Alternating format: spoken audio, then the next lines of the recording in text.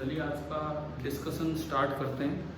और जो डिसाइड हुआ था कि थर्मल इफेक्ट ऑफ करंट, उसके एक्चुअली के क्वेश्चन हम डिस्कस कर रहे हैं। इसमें सबसे पहले क्वेश्चन नंबर 1 आप देख लीजिए अपने उसमें कि वहाँ पे डाउट क्या हो सकता है वो मैं बताता हूँ। इन्होंने कहा कि U का ग्राफ बनाना है as a function of current. आपके ऑप्शंस में जो दो एक्सिस दिए हैं, एक पे तो U लिखा हुआ है, U ये बोल रहा है थर्मल एनर्जी को, एक पे तो U लिखा हुआ है, एक साइड कुछ नहीं लिखा हुआ है, वहां क्या है? क्वेश्चन पढ़ के बताएं कि वहां है क्या। U का ग्राफ किसके साथ बनाना है उससे आपको आइडिया लगेगा। U का ग्राफ किसके साथ बनाना है? I के साथ, यानी कि यहाँ जो है दैट इज I। तो U मतलब वो जिसको हम H बोलते थे, हीट प्रोड्यूस। तो U का फॉर्मूला तो क्या होगा? I²R⁴T। अब इसमें कहा है इनर रजिस्टर मतलब R गिवन है। क्या टाइम भी फिक्स कर रखा है कि क्वेश्चन में कहीं लिखा है इन अ गिवन टाइम? इसका मतलब ये जो टाइम है ये भी गिवन है। तो R into T कांस्टेंट हो गया, it means U is directly proportional to I²। तो यहाँ से ये तो डिसाइड हो गया कि जो ग्राफ है वो ग्राफ कैसा रहेगा? पैराबोलिक। ये तो डिसाइड हो गया कि जो ग्राफ है वो पैराबोलिक रहने वाला है। अब पैराबोलिक की शेप कुछ इस तरह की रहती है, I को डबल करो तो U 4 गुना हो गया, ये है। अब अगर आप अपने ऑप्शंस में देखोगे A और D दो ऐसी शेप दिखा रखी है। आपके ऑप्शंस में A और D दो ऐसी शेप दिखा रखी है। फर्क क्या है दोनों शेप में? स्लोप का, इनिशियल स्लोप का फर्क है, केवल इनिशियल स्लोप का। जो A वाला ग्राफ है वो यूं दिखाया है, A वाला ग्राफ यूं दिखाया है, मतलब अगर आप उस पर टेंजेंट डालो तो ये टेंजेंट है, ये तो A वाला ग्राफ है। और जो B वाला ग्राफ है वो कुछ ऐसा दिखाया है और उस पर टेंजेंट डाल के दिखा रखा हुआ अलग से स्ट्रेट दिख रहा है, ये D है। तो A ग्राफ कहता है du/di in the beginning I = 0 is 0। ये कौन सा ग्राफ था? A था। और ये वाला ग्राफ कहता है du/di in the beginning is non 0। Differentiation दिया करती है स्लोप, डिफरेंशिएशन दिया करती है स्लोप। अगर एक में देखें तो वो स्लोप 0 दिखा रहा है और एक में नॉन 0। तो क्यों ना हम यहाँ से du/di निकालें। तो पहला काम हमें यहाँ से करना था du/di।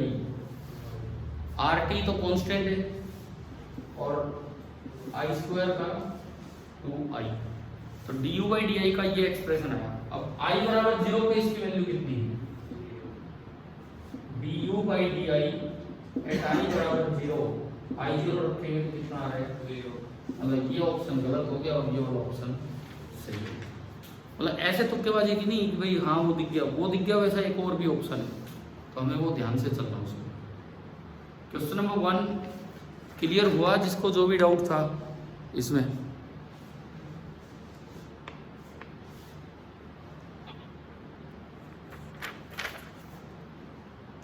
आशीष, आदित्य, आकाश, अमन, दक्ष, ईशांत, जितेंद्र, खुशी, सौरव, अरमान, जतिन, खुशी, समीर।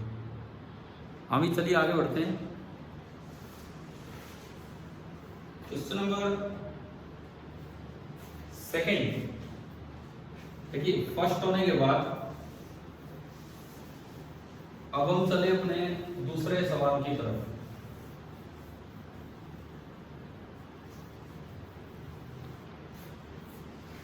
इसमें du/dt का ग्राफ बनाना है I के साथ। सबसे पहली बात, U का एक्सप्रेशन हुई I²R⁴T। du/dt, तो अगर आप du/dt करेंगे तो वो सिंपली क्या आ गया? I² × R। du/dt आपका सिंपली निकल जा रहा है I² × R। ये निकल के आया। हमें du/dt का ग्राफ बनाना है विद टाइम। क्वेश्चन में दिया है कि करंट कांस्टेंट है, क्वेश्चन में दिया है करंट तो कांस्टेंट है। अगर R भी कांस्टेंट होता, अगर R भी कांस्टेंट होता तो इसका मतलब ये पूरा ही कांस्टेंट हो गया, तो du/dt भी क्या आ जाता, कांस्टेंट, और फिर टाइम के साथ ये चेंज नहीं होता, और ये du/dt का ग्राफ विद टाइम ये आना था। अगर R कांस्टेंट होता तो ये आना था। इन्होंने बोल दिया कुछ कि taking the temperature coefficient of resistance into account. एक चीज यहाँ एज्यूम करके चलो कि it is a metallic register. क्यों? क्योंकि आंसर इस बात पे डिपेंड करेगा। इस रजिस्टर के साथ ना क्वेश्चन में पहली लाइन में ऐड कर लो metallic resistor, a constant current is I is pass through a metallic resistor, थोड़ा और क्लियर हो जाएगा। नहीं तो फिर हमें यही एज्यूम करना ही था। क्वेश्चन में ऐड कर लो कि it is a metallic register. Metallic register होने का क्या फायदा है? अल्फा पॉजिटिव पता लग गया। अल्फा पॉजिटिव पता लग गया, इसका मतलब जैसे जैसे करंट पास होगा, हीट प्रोड्यूस होगी, टेम्परेचर बढ़ेगा तो रेजिस्टेंस की वैल्यू बढ़ेगी। ठीक है, इसका मतलब फॉर मेटल्स, अगर मैं इसी को आगे बढ़ाऊं, for metals R increases with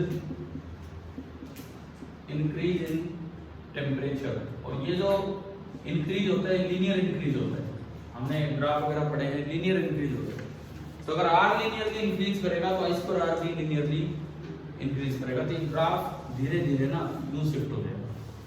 जैसे जैसे टाइम पास होगा हीट प्रोड्यूस होगा और ये ग्राफ यूं शिफ्ट होने लग जाएगा। इसमें 4 ग्राफ दिए हैं, समझ आ गया? जो आपका C वाला ग्राफ है वो कब आता? जब टेम्परेचर कोएफिशिएंट को काउंट नहीं करते तो आ जाता है C वाला। तो ऑब्जेक्टिव फर्स्ट के दोनों क्वेश्चंस मैं समझा चुका हूं, ठीक है। Objective second multi correct. कोई देखो इसमें क्या है,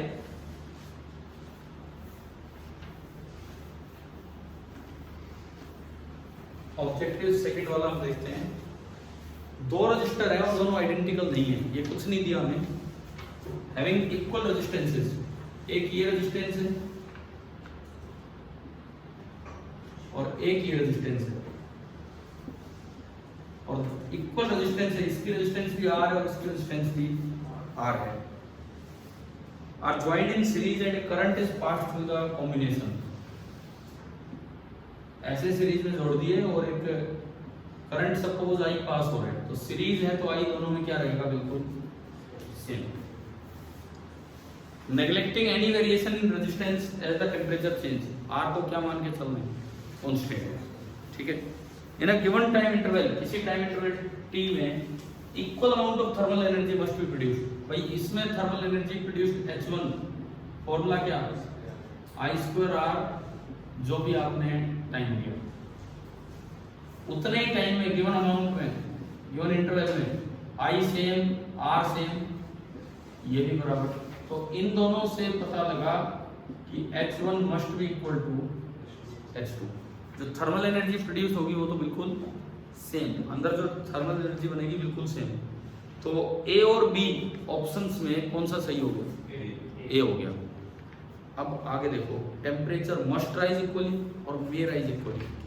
जो भी हीट प्रोड्यूस होती है, जो भी हीट प्रोड्यूस होती है, टेम्परेचर राइज में उसका फॉर्मूला ये होता है, जो हीट प्रोड्यूस हुई ना उसको इक्वेट करना होता है mass into specific heat into delta T. और यहाँ भी जो हीट प्रोड्यूस हुई, mass into specific heat into delta T. H1 बराबर H2 है, ये दोनों तो बराबर है, ठीक है, तो हमें दिख गया यहाँ से। बट अगर मैं इनकी वैल्यू पुट करूं, M1 S1 delta T1 is equal to M2 S2 delta T2, क्या मैं यहाँ से ये कह सकता हूँ कि डेल्टा T1 बराबर डेल्टा T2? वो तो तभी हो पाएगा जब M1 S1 की वैल्यू किसके बराबर हो जाए, M2 S2। if M1S1 is equal to M2S2, then delta T1 is equal to delta T2, and if M1S1 is not equal to M2S2, then delta T1 is not equal to delta T2। तो मतलब दोनों case possible है, temperature equal rise हो भी सकता है और नहीं भी, तो मस्ट आएगा में आएगा में। तो शायद हमें ये ऑब्जेक्टिव वाला पार्ट तो समझ आ गया होगा, ठीक है। अब हम चलते हैं एक्सरसाइज की तरफ। आप लोग जो ऑनलाइन अभी जुड़े हैं बच्चे, एक बार एक्सरसाइज में से डाउट बोलिए, क्वेश्चन नंबर बोल दीजिए।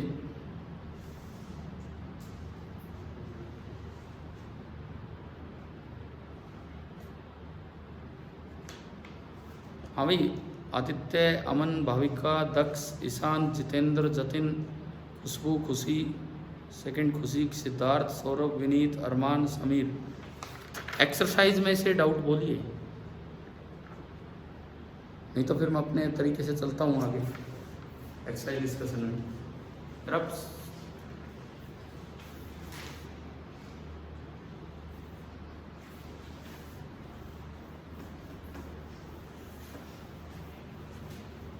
फर्स्ट हो गया सभी से, सेकंड, थर्ड में डाउट है, थर्ड देखते हैं। Question number third, the specification of a heater coil is 250 volt, 500 volt resistance, निकल जाएगा resistance. What will be the resistance of a coil of 1000 volt to operate at the same voltage. वही तो है, ठीक है। दो आपको क्वेश्चन नंबर 3 में दो हीटर दिए हैं। पहला हीटर उसकी रेटिंग है 250 वोल्ट, 500 वोल्ट, उसकी रेजिस्टेंस है R1। हम फॉर्मूला जानते हैं VS² W, 250/2 ये आएगा 125 आएगी, है ना, ये तो आ गया। अभी कहते हैं कि what will be the resistance of a coil, एक दूसरी कॉइल इन्होंने दी, उसका R2 आपको बताना है, of 1000 volt to operate at the same voltage. तो उसकी रेटिंग है 250 वोल्ट, 1000 वोल्ट, वोल्टेज सेम है और वोल्टेज बढ़ा दी है, तो क्या होगी इसकी resistance? Again direct formula V² upon R, 625 00 1000, यह आ रहा है 62.5 ओम। क्वेश्चन नंबर थर्ड यही दिया पीछे,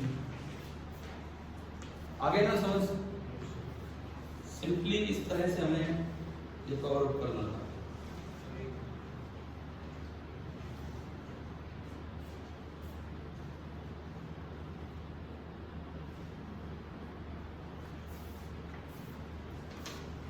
fourth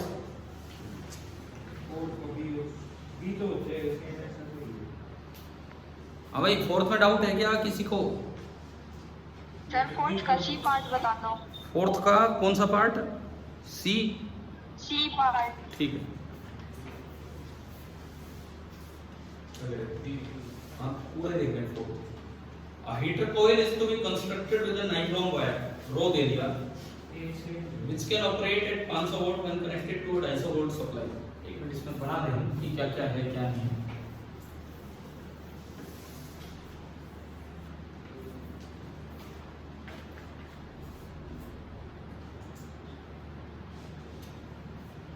A heater coil is to be constructed with a nichrome wire, रो दिया है 10⁻⁻6 ohm meter, which can operate at 500 watt when connected to 250 volt supply। अगर मैं 250 वोल्ट की सप्लाई दूं तो जो इसकी वोल्टेज है वो 500 वोल्ट है, तो यहां से तो निकल गया रेजिस्टेंस VS² अपॉन W, ये तो वही वैल्यू आ गई 125 ओम। ये तो हो गया A part. B part, The cross sectional area of the wire is 0.5 mm square. What length will be required? R की जगह लिख दो रो L अपॉन A 125, तो लेंथ आ गया 125 गुणा एरिया। एरिया आपको दिया है 0.5 मिलीमीटर का स्क्वायर, मतलब 10 की power -6 metre square upon rho. Rho दिया है 1 × 10 टू पावर -6। कितना आ रहा है? 62.5 ओम मीटर स्क्वायर लेंथ है, तो ये मीटर। ये तो हो गए इसके दो part. Third part, the radius of each turn is 4 mm. How many turns will be there in the coil? Heater की कोयल आपने देखी हो, हीटर में कोयल लगी देखी हो, वो स्पाइरल सी बनी रहती है, स्पाइरल नहीं सॉरी हेलिकल सी बनी रहती है, यूं आगे बढ़ती जाती है। ठीक है, ये कह रहा है कि बहुत ही पास आप टर्न्स मान लो यूं, इस तरह के टर्न्स आप मान लो। अगर ये कहता है कि radius of each turn is 4 millimetre, मैं उसको स्मॉल आर बोल रहा हूं, तो बताओ कितने टर्न्स चाहिए? लेंथ आ चुकी है मेरे पास, एक टर्न की लंबाई 2πr और टोटल लेंथ कितने करने, मान लो n टर्न्स हैं, तो क्या मैं इसकी टोटल लंबाई को n × 2πr लिख सकता हूं क्या? हाँ भाई, समझ आ रहा है? जिन्होंने अभी पूछा था, खुशबू शायद आपने पूछा हो, समझ आ गया है क्या कैसे किया है? L बराबर n × 2πr, यहां से n निकलेगा लेंथ अपॉन 2 × पाई, और r दिया है आपको कितना, 4 मिलीमीटर, 4 × 10 टू पावर -3। एक बार करके देखो सोल्व, आंसर आपके पास है, सिंपलीफाई करके देखो आ रहा है कि नहीं आ रहा है।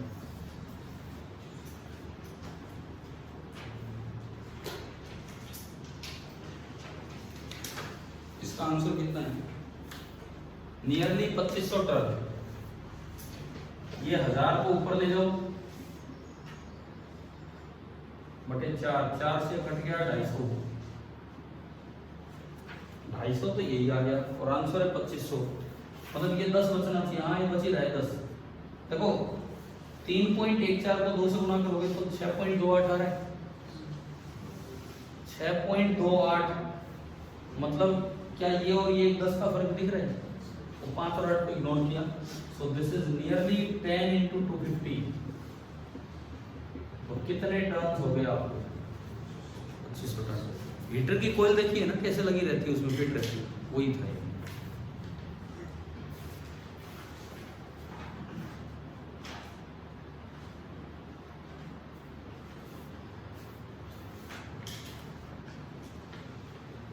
हाँ जी, फोर्थ के बाद फिफ्थ में डाउट है, खुशबू कौन सा? 7th। फिफ्थ में किसी को डाउट नहीं है ना? 6th में भी नहीं है। 7th एक बच्चा पूछ रहा है, 7th में डाउट है, ठीक है 7th देखते हैं।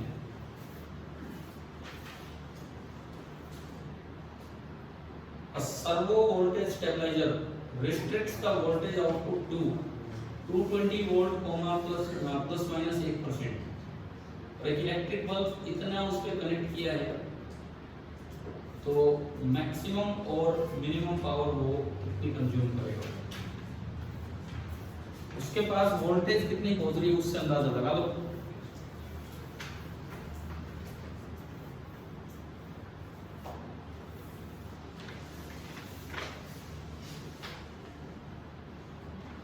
क्वेश्चन नंबर 7, देखो एक बल्ब है, पहले तो बल्ब की रेजिस्टेंस निकालो, जो गिवन डाटा है उससे बल्ब की आप रेजिस्टेंस निकालो। बल्ब आ रहा है 220 वोल्ट 100 वोल्ट, तो रेजिस्टेंस ऐसे निकलती है Vs²/W, यानी कि ये मुझे लग रहा है 484 ओम। हमने बल्ब की रेजिस्टेंस निकालनी पहले स्टेप में। उसके बाद ये कहता है इसको जो सप्लाई दी जा रही है वो सप्लाई जा रही है 220 वोल्ट प्लस माइनस 1%। तो पहले तो इसकी मिनिमम और मैक्सिमम वैल्यू निकालो कि कितने से कितने तक सप्लाई जा रही है। 1% का मतलब है 1/100 इंटू 220, 2.2। 2.2 कम कर दो, 219.8 वोल्ट, और 2.2 बढ़ा दो, 222.2 वोल्ट, यानी कि V मिनिमम तो इतना जाएगा और V मैक्सिमम ये जाने वाला है। बस अब इसमें क्या करना है, क्या पूछा इन्होंने सातवें में, minimum and maximum power consumed. जब V मिनिमम आएगा तो पावर कंज्यूम्ड भी मिनिमम होगी, एंड सीधा फॉर्मूला है V minimum square upon R। R आपने ऊपर कैलकुलेट कर रखा है। और जब V मैक्सिमम आएगा तो पावर कंज्यूम्ड V मैक्सिमम होगी, और ये आ जाएगा V max square upon R। ना 217 है, 217.8, ठीक है, 217.8, ठीक है। समझ आ गया है ये? आपका हो गया क्वेश्चन नंबर 7।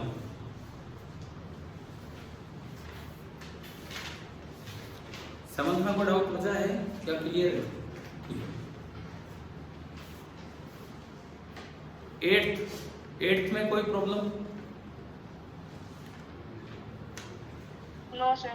नहीं है, सबसे हो गया अभी 8th है ना। 9th सर डाउट है। 9th में डाउट है, 9th करते हैं डिस्कस। जो ये नोट कर रहा है कर लीजिए, मैं 9th चलता हूँ। An immersion heater rated इतना is used to heat 0.01 meter cube of water. Assuming that the power is supplied, पहले मैं एक बात बता दूं, जैसे क्वेश्चन नंबर सेकंड था, उसमें डायरेक्ट हीट कैपेसिटी दी थी, हीट कैपेसिटी जूल पर केल्विन में। हीट कैपेसिटी का मतलब होता है mass into specific heat capacity. अगर कहीं भी हीट कैपेसिटी दिया जाए तो उसका मतलब होता है mass into specific heat capacity, और फिर जो हीट रिक्वायर्ड आएगी वो डायरेक्ट होगी ms इनटू डेल्टा टी। तो ये तो हीट कैपेसिटी हो गया जो जूल पर केल्विन में रहेगा, और इनटू ये टेम्परेचर चेंज जो केल्विन या डिग्री सेल्सियस। अगर किसी सवाल में हीट कैपेसिटी दे रखी हो तो मास हमें ढूंढने की जरूरत नहीं है, वो mass into specific heat capacity होता है। जैसे कि क्वेश्चन नंबर सेकंड में मैं बता रहा हूँ इस तरह से। अभी हम कौन से पे आ गए, 9th देखें। An immersion heater rated 1000 watt 220 volt is used to heat 0.01 meter cube of water, ठीक है। Assuming that the power is supplied at 220 volt and 60% of the power supplied is used to heat the water, how long will it take to increase the temperature of water from 15 degree Celsius to 40 degree Celsius? एक चीज इसमें आप add कर लो जो हम question में याद करते हैं, कौन सा 9th ना, एक चीज इसमें ऐड कर लो, specific heat capacity of water is 4200 joule per kilogram kelvin. Specific heat capacity of water is 4200 joule per kilogram degree Celsius भी लिख सकते हो। इस क्वेश्चन में ये ऐड कर लो, वैसे तो हमें याद भी रखना होता है, पर जब जो एग्जाम आते हैं कॉम्पिटिटिव एग्जाम्स उनमें दिया रहता है वैल्यू ना क्वेश्चन में। अब देखो specific heat capacity of water nearly 426 होता है।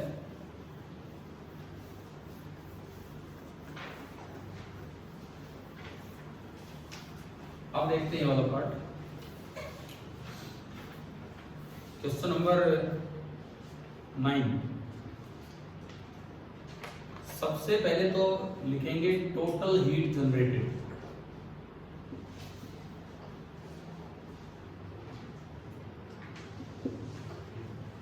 टोटल हीट जनरेटेड, देखो 220 वोल्ट की सप्लाई दी, 220 वोल्ट की सप्लाई दी, तो इसका मतलब पावर कितनी जनरेट हुई, अगर 220 वोल्ट ही सप्लाई दी, रेटिंग ही उसकी ये है, तो पावर कितनी जनरेट हुई? जो वोल्टेज है वो, और इनटू टाइम कर दें डेल्टा टी, तो क्या ये टोटल हीट जनरेटेड आ गया है? Power into time. ठीक है, अब ये कह रहा है कि इसका ना केवल 60% पावर यूज हो रहा है to heat the water. Heat used बराबर 60%, 60/100 into 1000 into delta T. Delta T time है, जितना देर चला है, यानी कि जो हीट यूज हुई है that is 600 into delta T. Delta T is the time taken. और ये कह रहे हैं इस हीट ने ना क्या किया, वाटर ले रखा है 0.01 मीटर क्यूब। अब मैं पानी की तरफ चलता हूं। इसका वॉल्यूम दिया है 0.01 मीटर क्यूब। हमें पता होना चाहिए डेंसिटी ऑफ वाटर होती है 1000 किलोग्राम पर मीटर क्यूब। तो जो मास आया, density into volume, density into volume करेंगे तो मास कितना बचेगा? 10 ही बचेगा। यानी कि मास कितना आया? 10 kg। ये जो मास निकल के आया दिस इज 10 kg। अब जो हीट इसको मिली है, जिसने यूज की है, ms डेल्टा टी, ये टेम्परेचर राइज, m है 10 ऐसा यूनिट में, s है 4200, डेल्टा टी क्वेश्चन में दिया है टेम्परेचर राइज।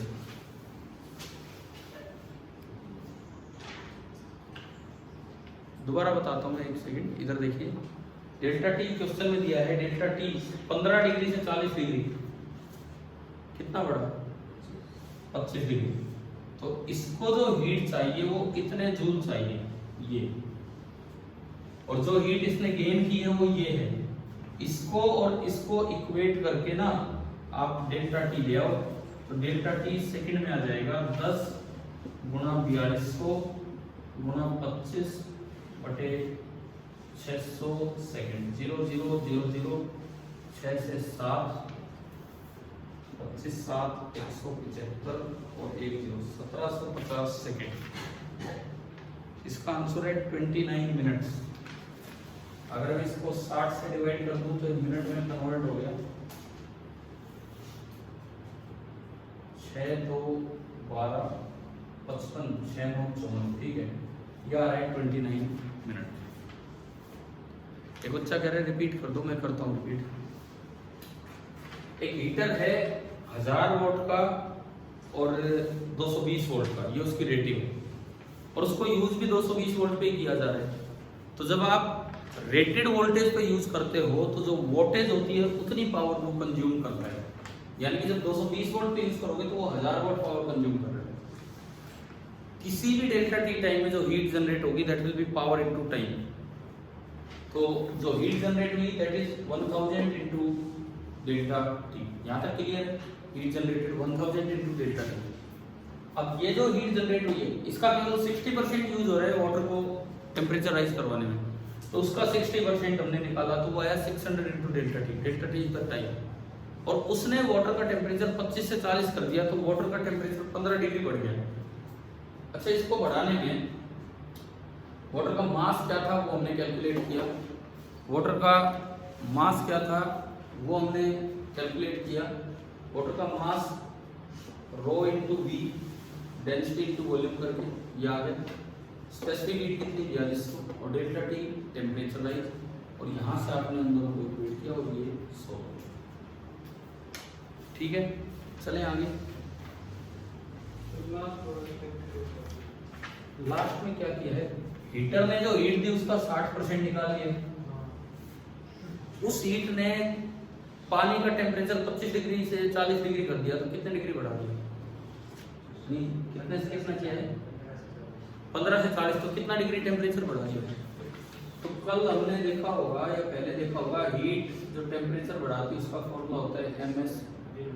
m यहाँ से निकाल दिया डेंसिटी और वॉल्यूम से, s पानी का 4200, टेम्परेचर राइज हुआ 25, तो इतना ही तो टेम्परेचर राइज हुआ है। ठीक है, इस टेम्परेचर राइज को आप इससे इक्वेट कर लीजिए। हाँ जो गेन की पानी है 60% आ जाएगा इससे, ये आपका हो जाएगा डेल्टा टी। ठीक है, ये हो गया क्वेश्चन नंबर 9। 10th में बताओ डाउट है क्या भाई? अगर ये मीटिंग पूरी हो जाती है इसी लिंक से दोबारा जाना, हम 10:10 तक ये क्लास चलाएंगे, ये वाला चैप्टर पूरा डिस्कस कर रहे हैं, इसी लिंक से दोबारा जाना अगर ये इसमें बंद हो गया। ये देख लो, ये आ गया समझ? हमें 10th में डाउट है? क्वेश्चन नंबर 10th में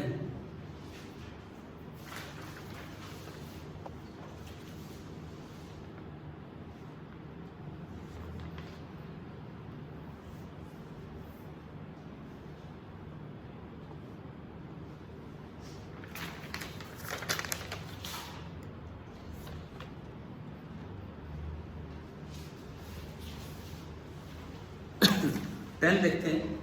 An electric kettle used to prepare tea takes 2 minutes to boil 4 cups of water और 1 कप में 200 सीसी पानी, सीसी मतलब सेंटीमीटर, रूम टेम्परेचर अगर 25 तो बॉयल करने के लिए 100 तक पहुंचाना है। The cost of power consumption is rupees per 1 per unit. 1 unit का मतलब है 1000 वाट, 1 किलोवाट।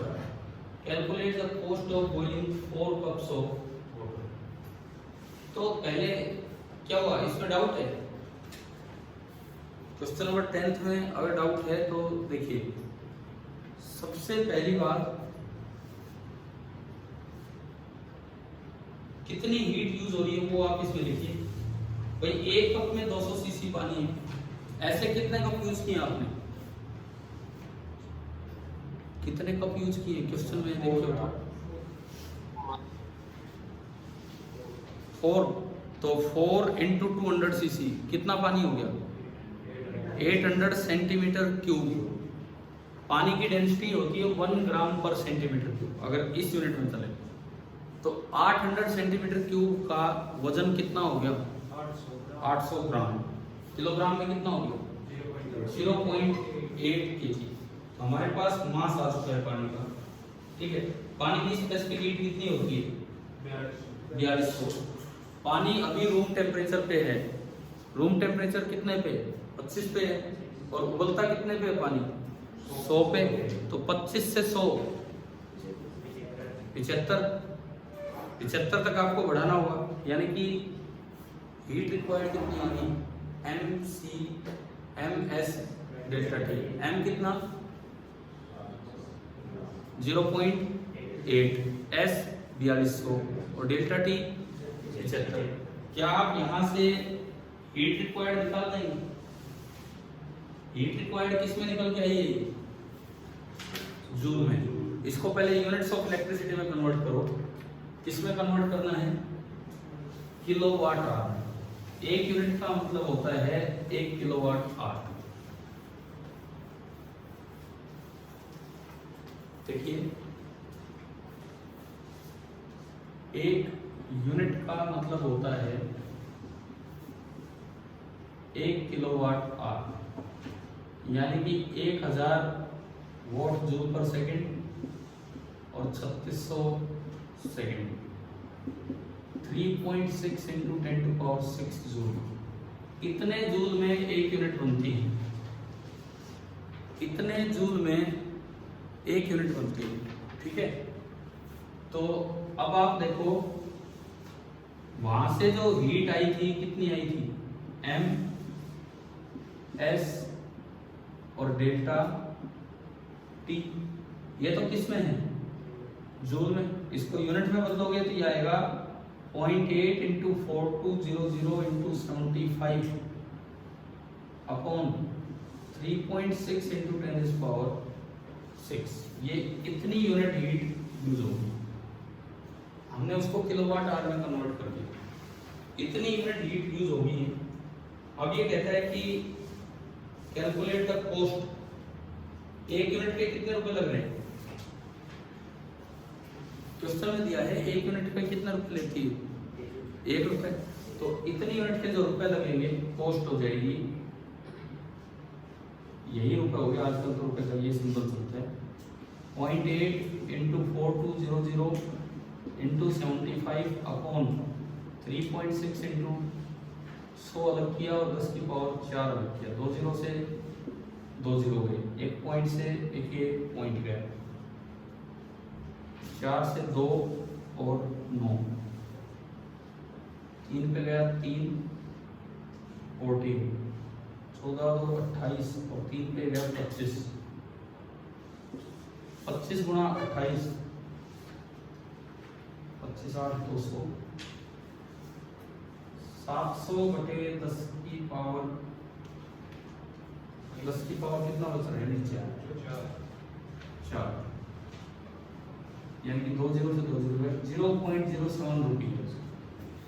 0.07 रुपी का मतलब अगर आप पैसे में बदलेंगे तो कितना हो जाएगा ये, ठीक है।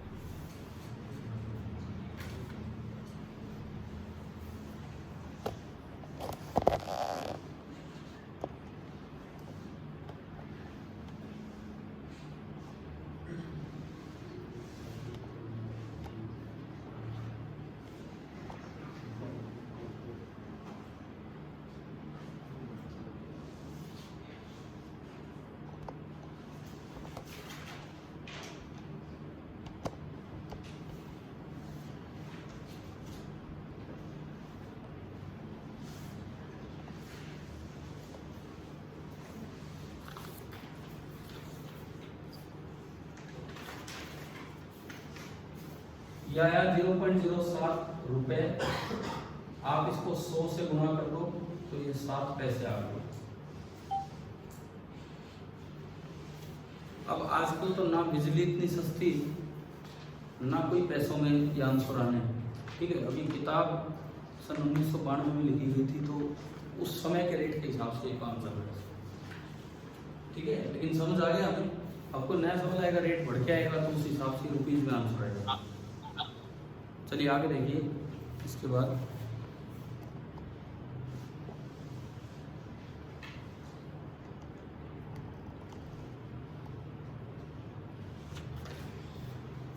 ये आपका हो गया क्वेश्चन नंबर 10, ठीक है। 2 सवाल और बचे, 11 करें discuss.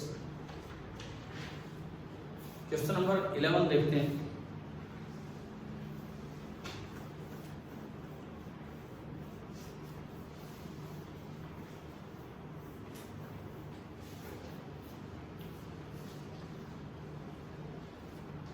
The coil of an electric bulb takes 40 watt to start glowing. 40 watt तो उसको स्टार्ट होने में लग जाते हैं। If more than 40 watt is supplied, तो उसका 60% पार्ट लाइट में कन्वर्ट होता है और रिमेनिंग हीट, और बल्ब 100 वाट कंज्यूम करता है 220 वोल्ट पे।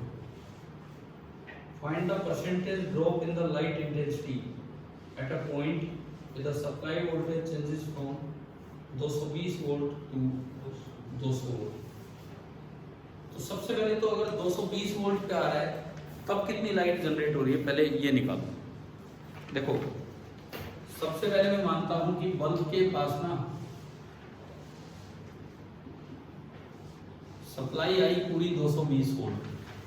क्वेश्चन के अकॉर्डिंग चलो, क्वेश्चन कहता है कि अगर 220 वोल्ट सप्लाई आती है तो 100 वोल्ट तो टोटल पावर कंज्यूम होगी, ठीक है। अगर 220 वोल्ट सप्लाई आती है तो 100 वोल्ट टोटल पावर कंज्यूम होगी। उसके बाद सुनो, 40 वोल्ट उसमें यूज होगी पहले ही ग्लो स्टार्ट होने में, तो बचेगी कितनी 60 वोल्ट, और 60 वोल्ट का भी कितने परसेंट लाइट में कन्वर्ट हो रहा है 60%। तो 60 का 60% 60% ऑफ 60 कितना आया 36 वोल्ट। यानी कि जो लाइट बनी है जो लाइट बनी है वो कितनी बनी है यहाँ पे 36 वोल्ट। हमें जो समझ आ रहा है कि फर्स्ट पार्ट में जब जिस वक्त पूरा 220 वोल्ट सप्लाई आई है तो लाइट कितनी बनी है 36 वोल्ट। अब इसमें सवाल में कहता है कि find the percentage drop in light intensity जब सप्लाई वोल्टेज कितनी हो रही है 200 वोल्ट। सबसे पहले तो 200 वोल्ट पे आप पावर कंज्यूम निकाल सकते हो। 200 वोल्ट पे V/Vs का स्क्वायर इनटू W पढ़ाया हमने। V कितना 200, Vs कितना 220 और W कितना 100। ठीक है, एक जीरो से एक जीरो गया, 2 से कटा 10/11 तो 100/121 गुना 100 वोल्ट 10000/121 वोल्ट। ये तो टोटल पावर कंज्यूम हुई। इसमें से आप क्या सब्ट्रैक्ट कर दीजिए। शुरू में ग्लो स्टार्ट होने के लिए कितना चाहिए हमें 40, तो पहले इसमें से 40 सब्ट्रैक्ट कर दो तो 1000/121 - 40 इतनी तो बची है। अब इसका भी कितने परसेंट लाइट में कन्वर्ट होगा, इसका भी 60%, तो ये फाइनल लाइट की पावर आ गई। अब परसेंटेज लॉस अगर चाहिए तो इनिशियल पावर कितनी है, ये किसी ने कैलकुलेट किया हो, कुछ आएगा 25-30 कुछ तो आएगा। ठीक है, जो भी आएगा ना, suppose let this is P2 and let this is P1, तो परसेंटेज लॉस आपका होगा P1 - P2/P1 और इनटू क्या होगा P1 - P2/P1 इंटू 100। कर दोगे ये 220 सप्लाई तो 200 ही थी। ना। आप सवाल पढ़ो आप ध्यान से पूरा। सप्लाइड 200 कहाँ थी, एक बार पढ़िए आप क्वेश्चन में, देखिए कि क्या है क्या नहीं है। Supply voltage changes from 220 to 200। पूरा सवाल पढ़ो यार, पहले क्या है फिर क्या है।